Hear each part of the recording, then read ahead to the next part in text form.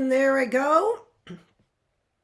Up in the air, and I am here. Sorry I'm late, but I ran a little late with the other one, and I have been, trying to get all the things organized in between so that I am here, but I'm here late. And we are here in the classroom. More specifically, this is our critical thinking classroom, where we have been critically thinking about what? What are we critically thinking about? I'm looking at everything's on. Yep. We're critically thinking about the self is what we're doing, and not in selfish ways, right? We're not thinking about it in ourselves in selfish ways.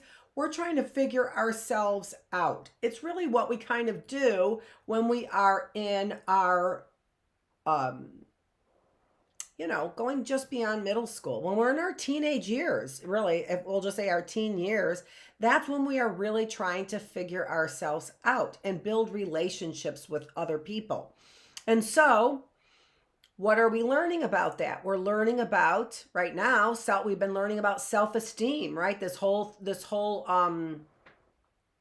it's kind of funny because I feel like it's a self-esteem lesson, but really all I do is keep building on, more and more and more lessons, right? So I feel like it's kind of a self-esteem lesson in my mind. And part of self-esteem is our concept of true grit, the idea of true grit. So I'm going to talk about that. But where we left off yesterday is we left off with talking about those articles. And then I was also talking, I think I was talking about, maybe I was talking about Robbers Cave in here. I'm not sure if I was talking about Robbers Cave in this one or not.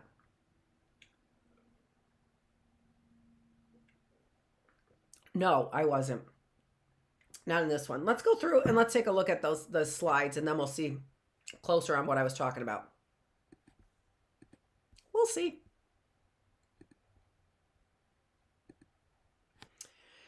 Here was a Raeburn article, which we're going to get to in just a minute. More of the Raeburn article that we're going to get to.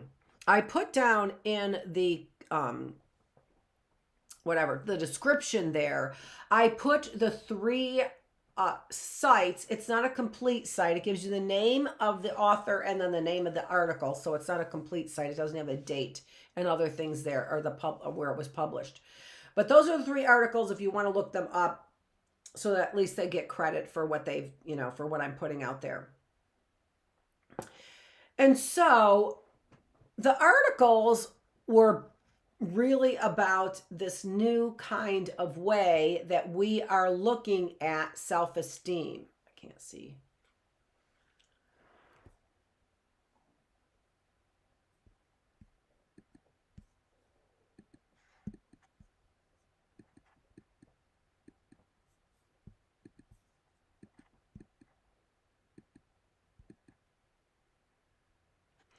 So if you look at also the video that I have up there, it is, I'm not going to remember her name right now. I should remember her name. It's probably on that slide right there. But the title of that video is How to Make Stress Your Friend. Oh, and I should remember her name, and I don't. Let's see if I've got it here.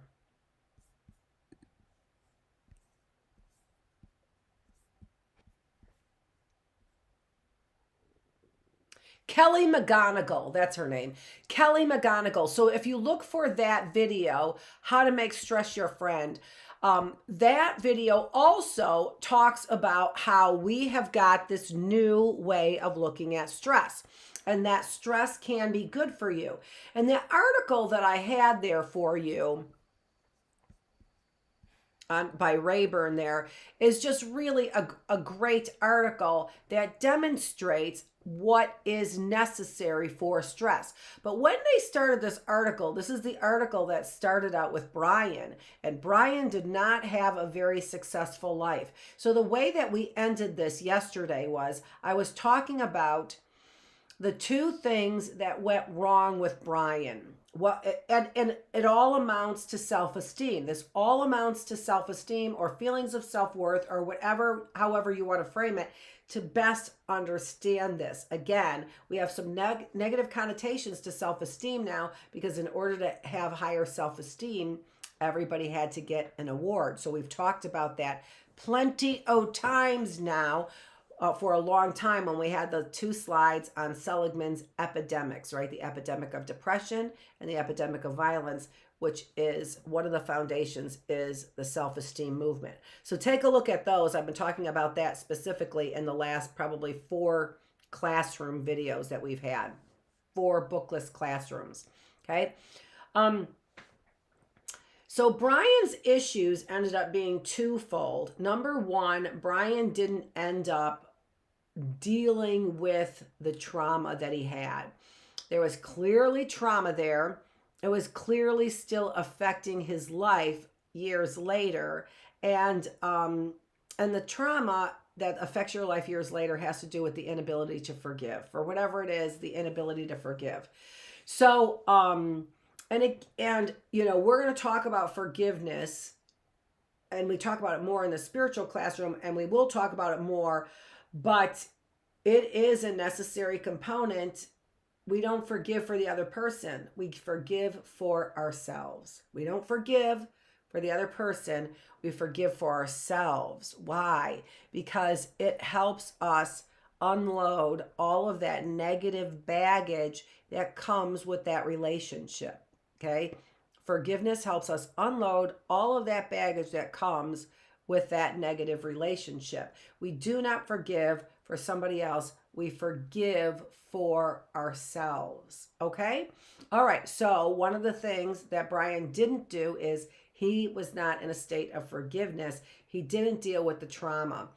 Like I said, therapy was necessary, but the type of therapy that I promote is a therapy that where theoretically you only have to acknowledge what the problem is. And in that acknowledgement, there's a lot of, especially as an adult, right? There's an understanding that you have as a kid, but you didn't understand that was wrong. Then there's lots of other things, right? There's anger as an adult, and there is disassociation, right? So there's all kinds of things that come with trauma that hasn't been dealt with as we are an adult. But all of that has to do with, not more or less, I would say more or less, not more or less, really has to do with that ability to get rid of that negative feeling, the negative feelings that are associated with that event, which is basically with that relationship. And the younger that occurs, the more likely it is to be in a relationship that we have with our moms or our dads or our primary caregiver. I know sometimes it sounds like when I say primary caregiver, and it is that scientific lingo. As psychologists, we say primary caregiver. It's because we understand that some people did not have a present mom, and they weren't the person that they got all of those, where they got all the things that make them up, right? Where did you get all the things that made you up? Well, we know it's primarily important to get that from your mom. From the beginning, it's primarily important from the beginning to get it from your actual biological mother. But so many people don't get what they need from their biological mother. Not everybody. Some people get it, but so many people don't get what they need from their biological mother. And so in that case, we use language of primary caregiver. Where did you learn, lots of us talk about love languages. Where did you learn your love language? Where did you learn what love means? Because that is what drives us then to loving, right? A loving relationship with our moms, primary caregivers, right? By default, if it's not our moms, helps us move up that ladder, right? Helps us move up that ladder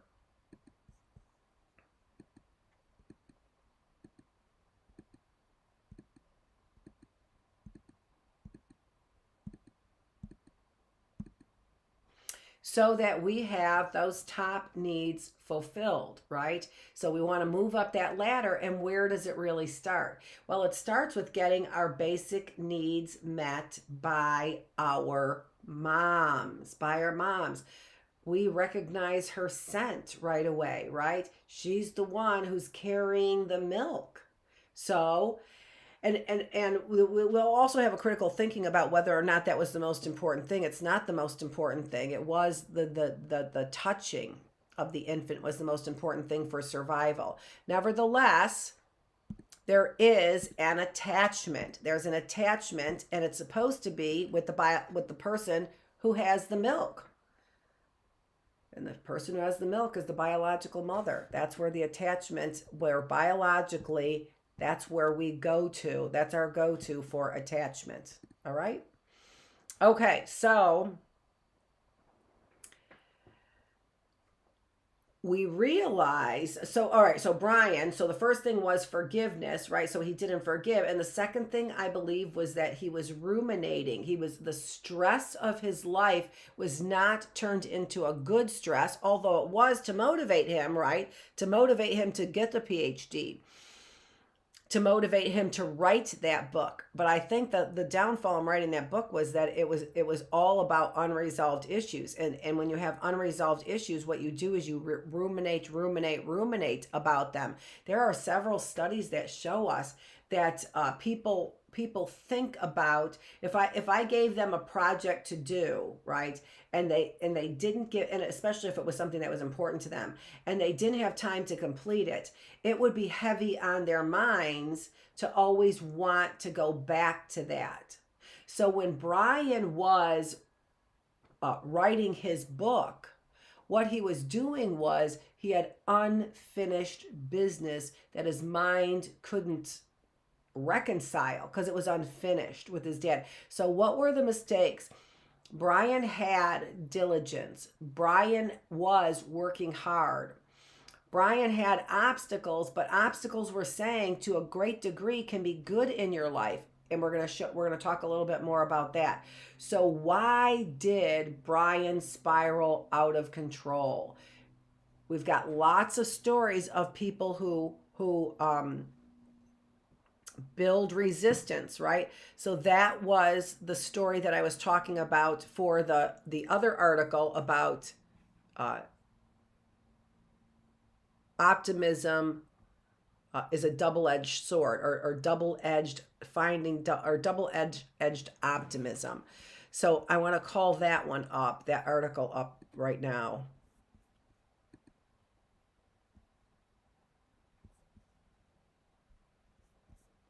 No. The double-edged optimism is the one with Brian in it. The other article is, and I talked about the article by Tough already. What if the secret to success was failure? That's listed down there about Riverdale and the two different schools, right? The other article is Finding Strength, How to Overcome Anything by Deborah Blum. And what she talks about in that article is how you find strength and the 7 steps to finding strength. And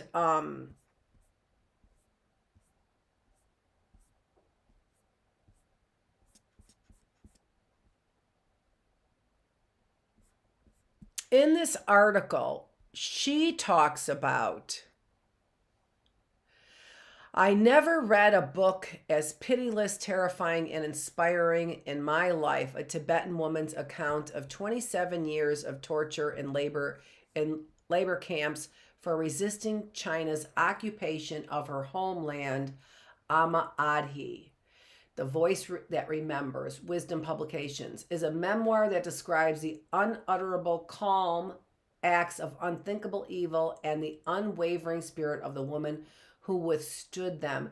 So I read that. So that was the story that was presented in the article, Finding Strength, How to Overcome Anything by Deborah Blum. So we see there that this individual was overcoming the torture of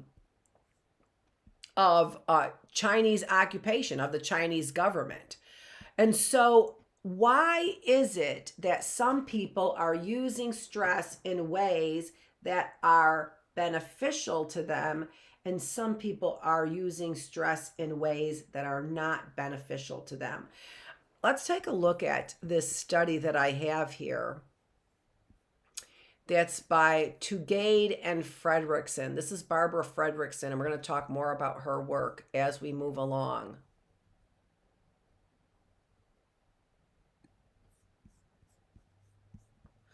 Okay, so we can see there that I'm looking at something else here.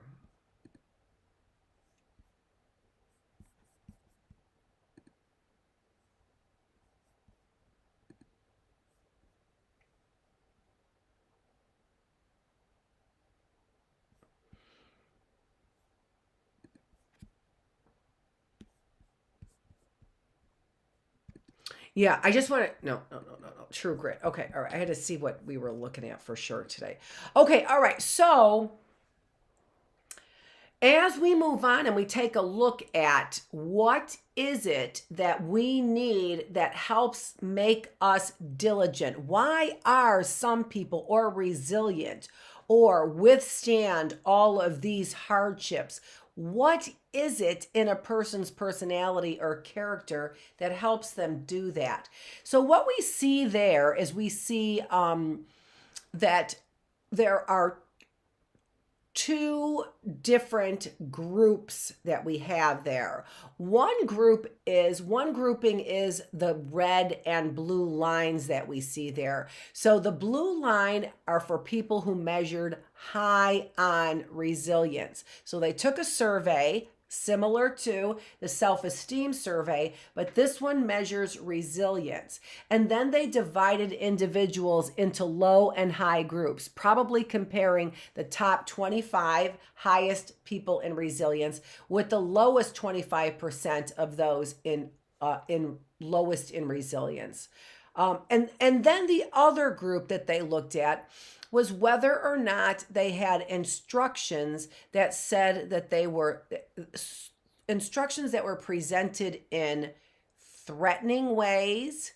You better get an A on this. If you don't get an A, you're going to end up not getting into a good college. You better make sure that you have applications for your children's school when they are born. Otherwise, you will never end up putting your child on the right track.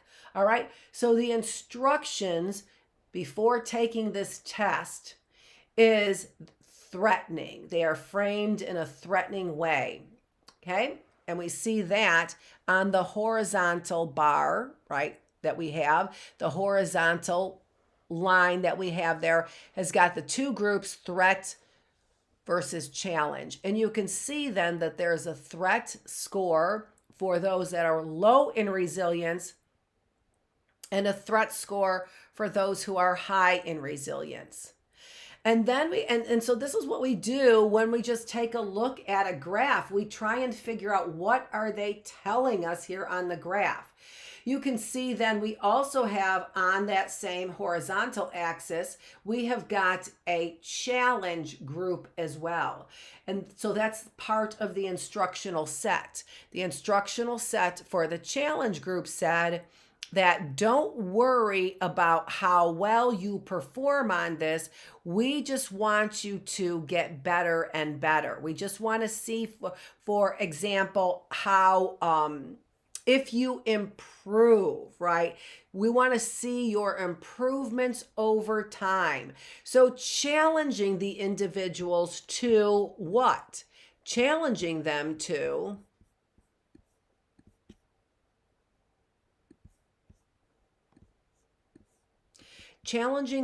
to master something by what? By refining their skills, right? So I wanted to get back to that one here. So what are they teaching them as far as a challenge goes? They're teaching them the refinement of skills. They are teaching them that they can learn things in increments. So that's a challenge for them. Instead of you better do well, like you better get an A on this, It is, let's see some improvement. All right. So framing that in a challenge kind of way. Let's go back to that graph now. I'm going to have to blow it up again.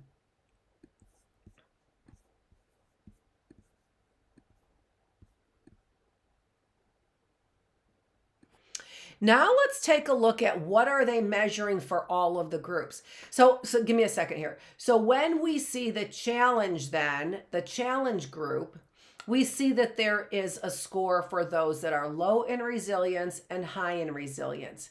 And what we see there for the challenge group is those scores are almost identical.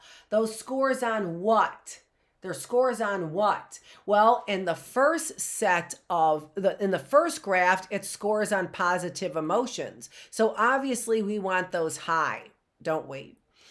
The other score is on cardiovascular reactivity. So I know that that is a really big name for how quickly does our heart rate go down after it went up. Okay? So all of these individuals have to do a task. Likely it is a task, although I'm not sure exactly for this one, although likely it is a task where they have to get up and speak to a group on something, right? The threat group might be threatened by speaking to a group. First of all, people get scared to speak to a group. But if you were speaking to a group about something that you knew a lot about, that probably wouldn't bother you nearly as much, right? And so if I made it a challenge like, tell everybody what you know about playing the guitar and you were a great guitar player, well, that would be just a fun challenge for you to do that as opposed to being threatening. If you knew nothing about the guitar and I told you that you have to fake it so that these individuals, and there was a lot writing on your faking information about the guitar, but you knew nothing about it, that would be a threatening condition. So we can see there the scores for the challenge. I'm sorry, let me back up for a second. Get back to that cardiovascular reactivity.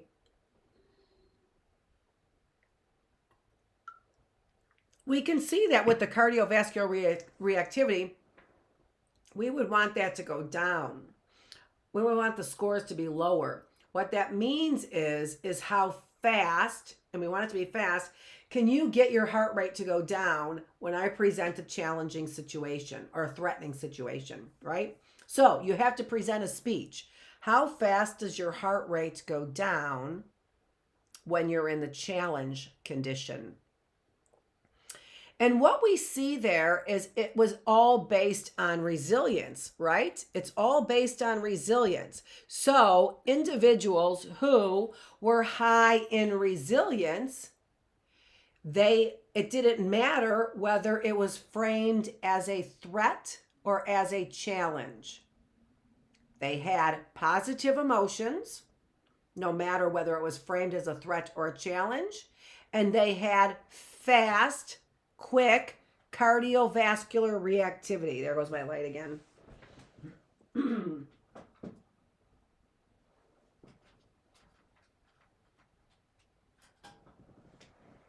So, I'm just thinking about something else.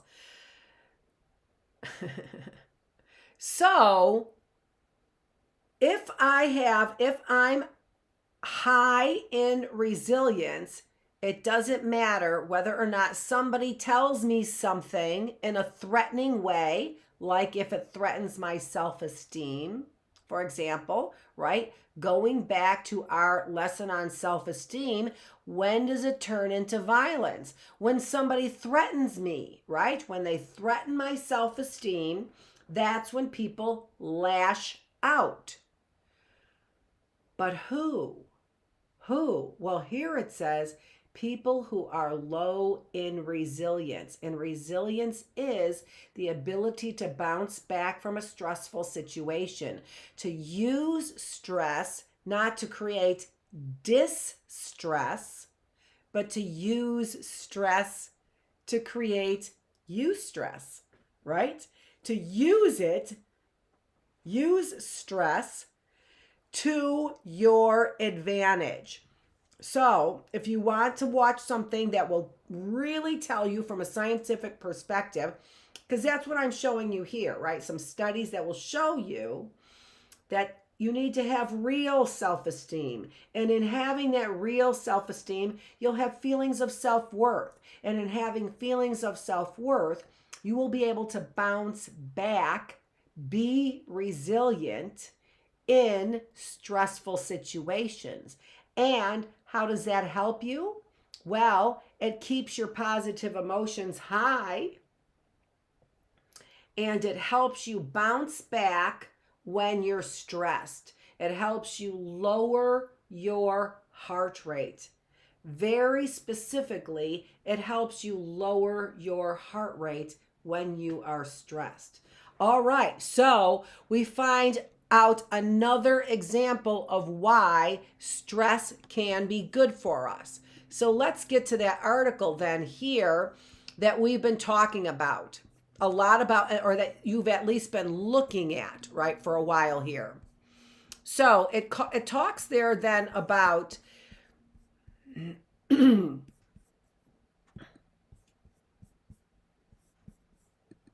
your sweat boost, right? So when exercise is prolonged and too intense, immunity weakens and you are more likely to get sick. Marathoners are always fighting colds and their defenses may stay down for weeks or months after a race. What we have here is a breakdown of muscle tissue, and people who run long distances all over and over again, there's a breakdown of muscle tissue without any time for the body to repair. Even those who are training, right? Even if you're training and you say, I'll let my body repair after the marathon, still often are breaking tissue down while they are, I'm looking at my, oh, I think I have a signal, a pretty good signal, although dropping lots of frames here. 3,000 frames dropped. I don't know why. So, when individuals, what's that what I wanted?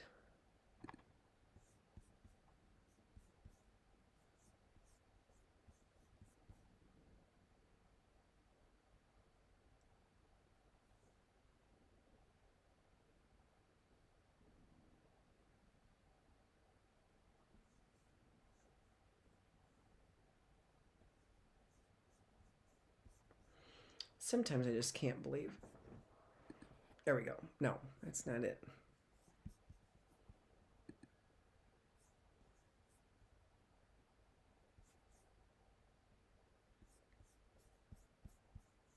Yeah, like, okay, all right. I just had that thing open and now all of a sudden I can't find it. How is that possible? How is that even possible?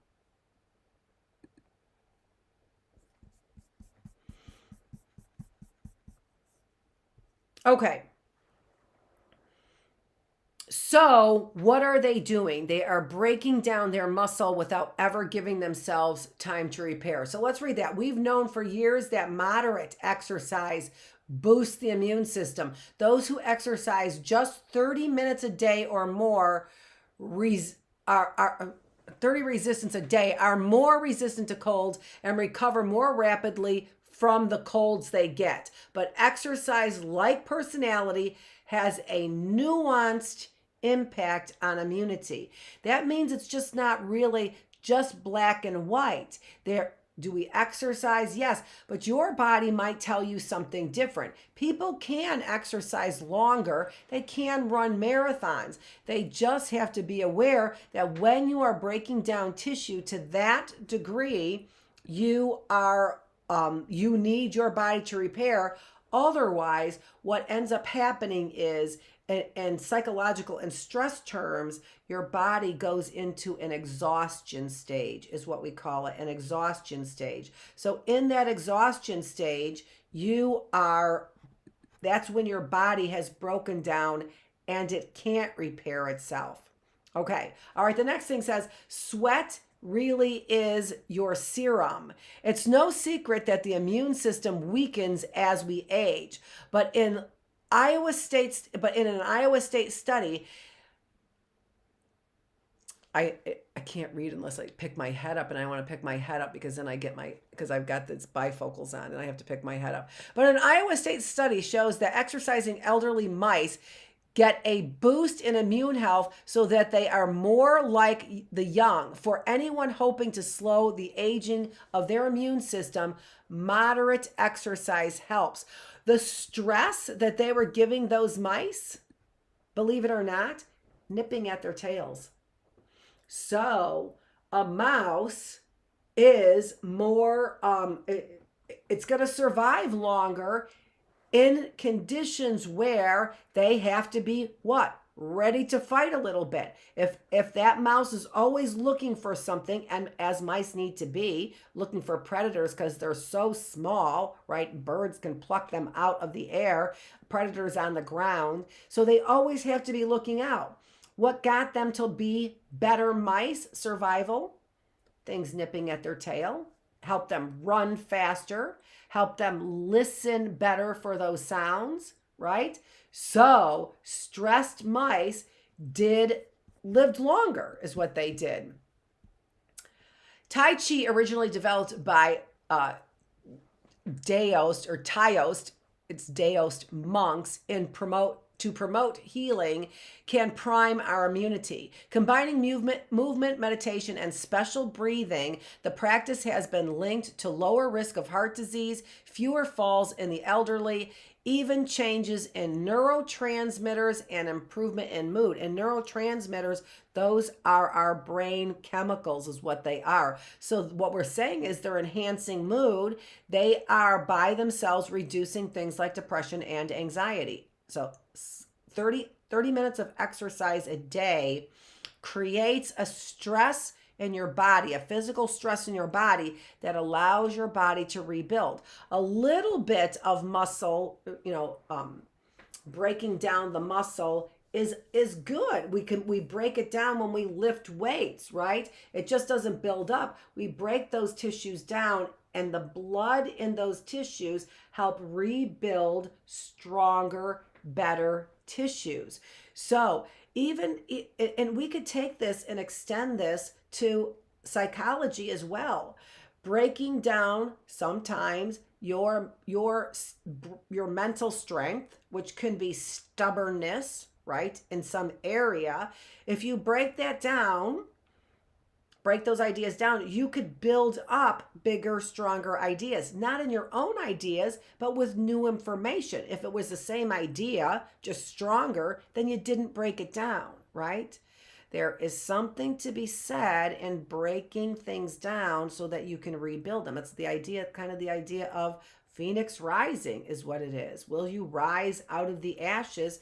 That's resilience. That's resilience. Can you rise out of the pressures? Can you build yourself back up?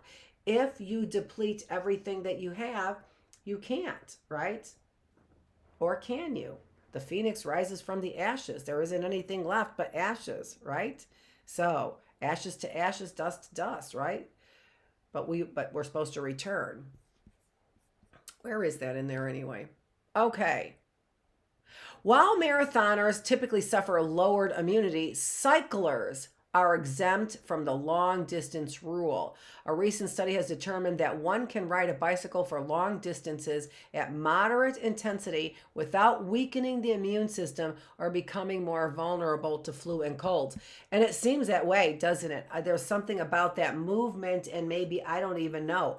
Who even knows? It's so interesting though, isn't it? How long we can ride a bike for. And riding a bike actually really never gave me, unless I was really working hard and breaking those muscles down, it just never gave me really that much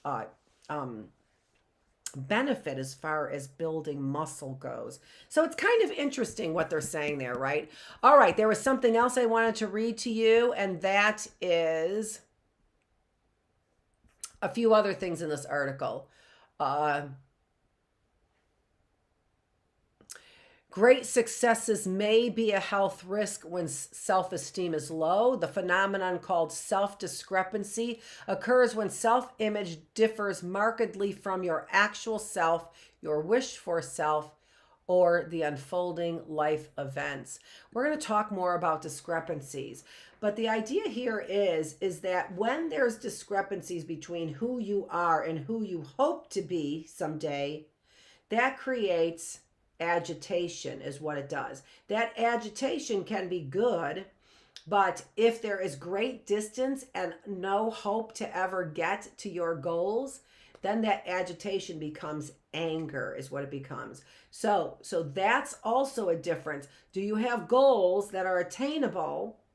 You believe you'll be able to achieve those goals, then the stress of getting them isn't so bad. You'll keep working at it. You'll keep enduring the stress just to get better at it. The curiosity cure, optimism seasoned by reality works best.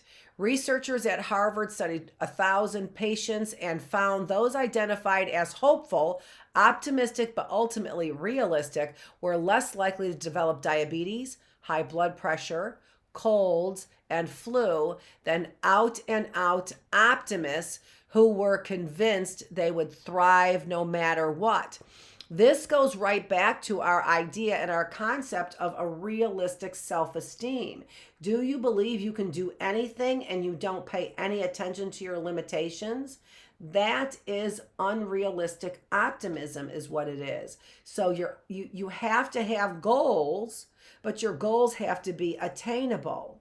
And if you think that because life has dealt you a bad hand over and over and over again, that your goals are no longer attainable, then what do you need to do? You need to lower your bar. You need to lower your goals. It doesn't mean forever, just for now. Just for now, you lower your goals. Just for now, you lower your goals. And those really are goals that get you things in life. An education, a house, a car, right? You don't lower your goals for intimate relationships. You don't lower your goals for the people around you. You keep trying to challenge yourself to have better and better people in your life so that you have buffers against stress. We want to use all of these things in the best way possible, the right amount of self-esteem so that you buffer against stress. Not a narcissistic view of ourselves, self-love above all else. That does not get us the benefits, right? We want those benefits that we saw with eudaimonic health and happiness, right? Remember that?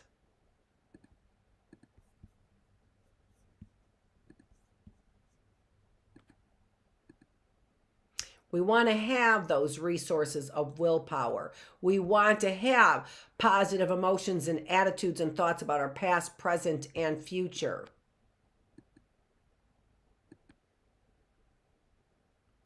And we want to have the right look at our self-esteem. So the self-affirmation, right, is the correct type of affirmation. And in that way, didn't I have that one health one on here? No, likely not. No, we're just talking about health. And in that way, we are far more healthy. Okay.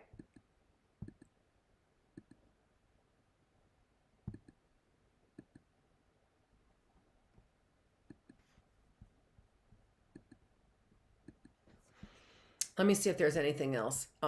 We're going to talk about different personalities that also have to do with our health as well. Type A personality, type B personality, you've probably heard about. Type C personality and type D personality also do play a part in our health. But really, it is our day-to-day handling of our stress that really plays the biggest part in our health. Okay. The last part of this article that I wanted to share with you is called Setting Your PNI Thermostat. Your PNI is your parasympathetic nervous system, or your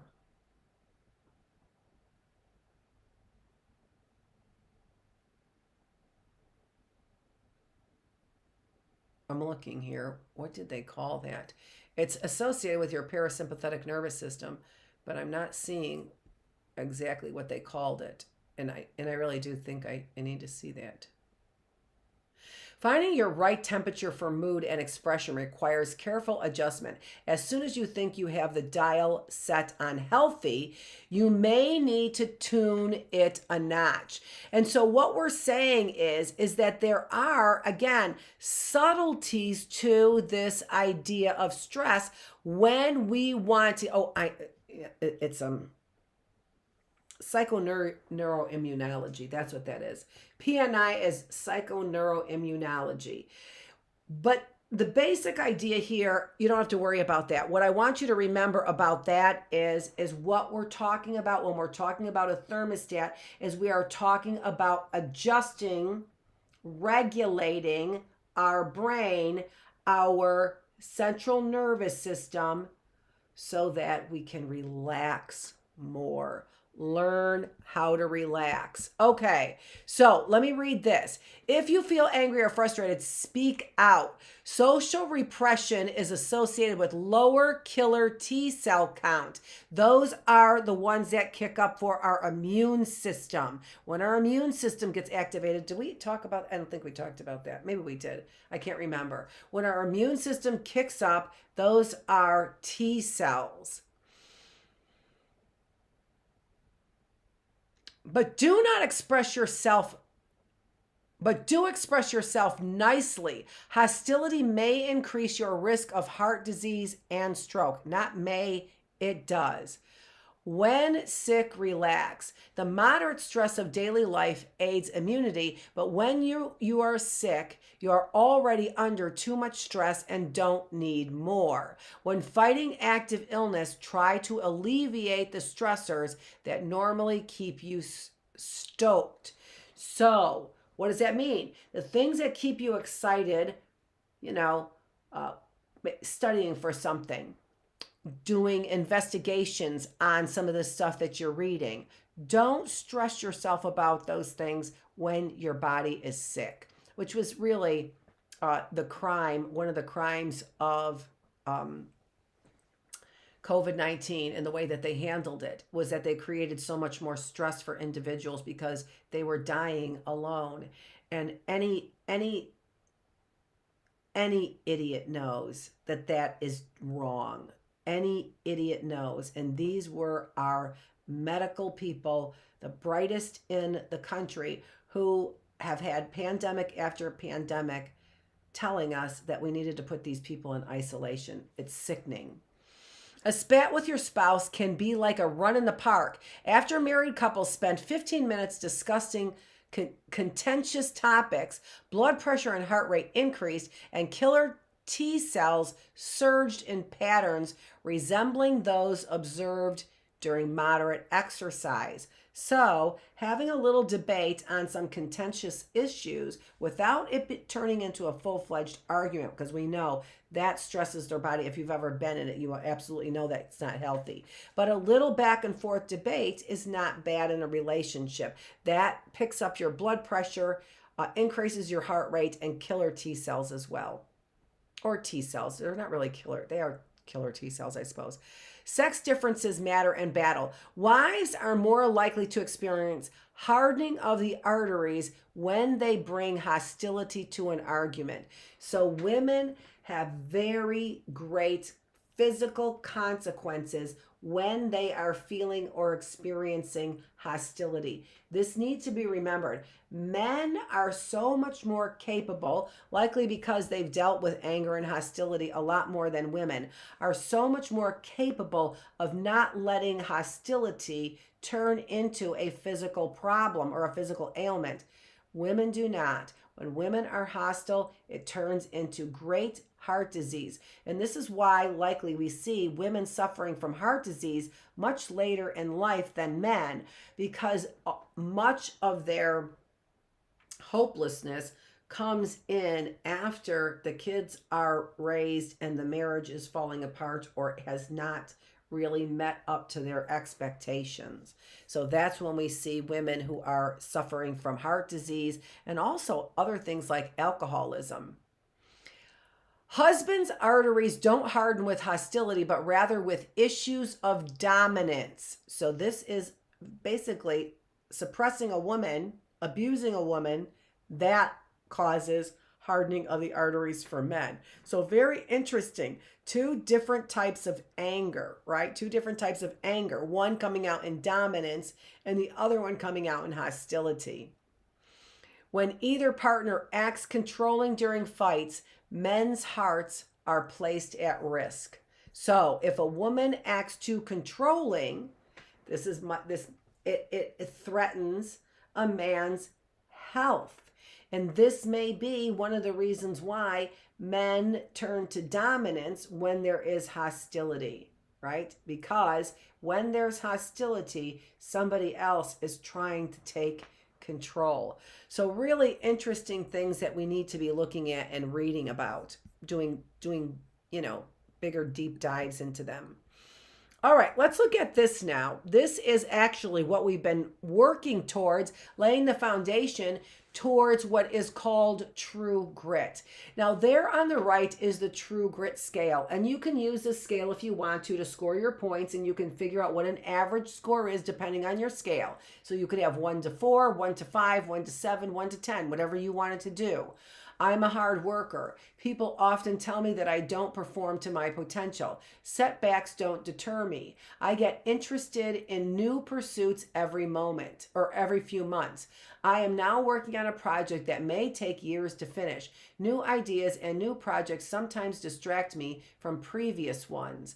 All right, so we've got two that are, you should put an asterisk by it, that needs to be recoded. Number 2 and number 1, 2, 3, 4, 5, 6. Number 6, the last one. They have to be recoded. I should have put asterisks there, and I'm going to get that information on the next slide. Next time we meet on Tuesday, I'll show you that slide. Or I'll put the asterisk up there.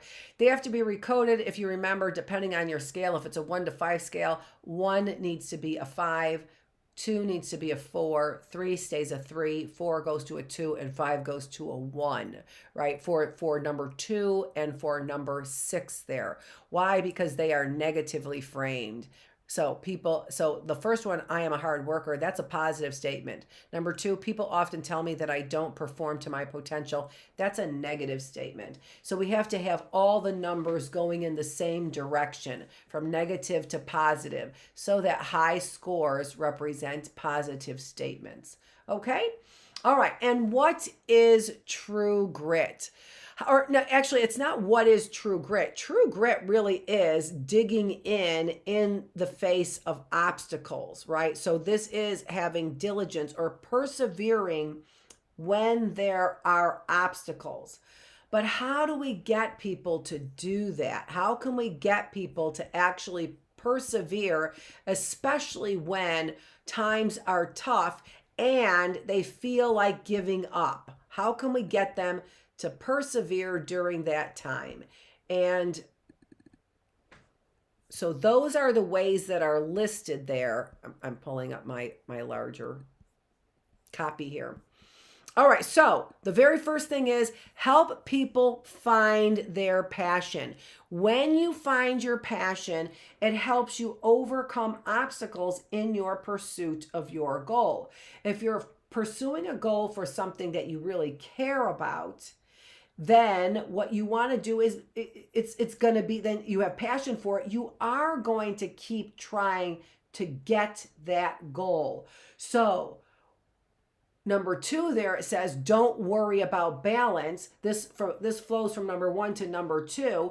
You are finding and doing things that you're passionate about. You are not passionate about everything. And therefore, because you're not passionate about everything, you shouldn't be spending all your time trying to develop a passion in this area. If you're not an artist, don't develop that passion. If you really have a scientific mind, develop that passion. But most of us really are geared towards humanitarian ideas. We are driven by other people. We are driven to form relationships. We're driven to attach to our moms. So we have these drives.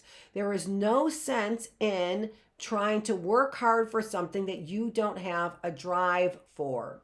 Or in number one, you don't have a passion for it. So when you have a passion for something, you overcome obstacles because you don't want to quit.